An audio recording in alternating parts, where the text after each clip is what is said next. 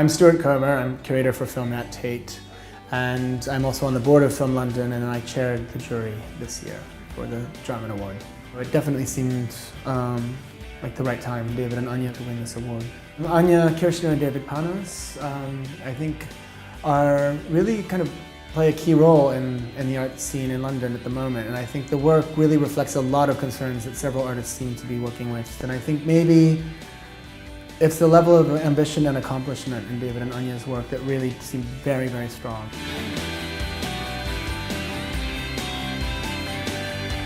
It's very overwhelming, where you're just like, you know, it's kind of the second time we were up for it, and we were kind of, I wore the t-shirt, we got ready to be, beaten, so it feels great.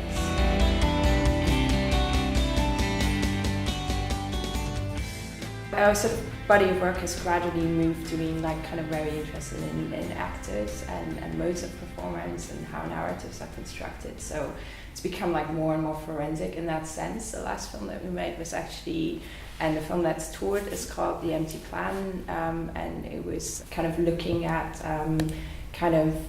both Brechtian and Stanislavskian dramatic techniques through, in a way, like through the prism of Brecht and exile. Well, it's looking at the kind of problem of how art relates to class power, to kind of to radical politics, and to power in general, essentially.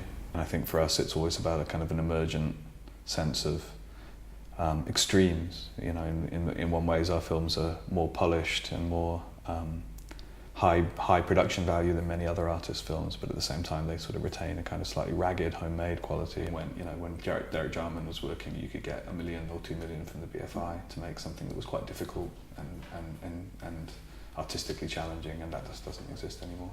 The film industry at the micro budget end, which is increasingly prevalent, is asking most people to work for free. That's a problem. Und du glaubst, für das Wissen gibt's keine künstlerische Form?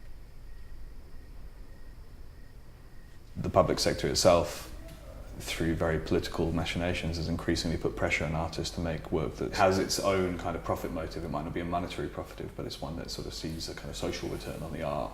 And there's a lot of pressure with public money to kind of tick these boxes.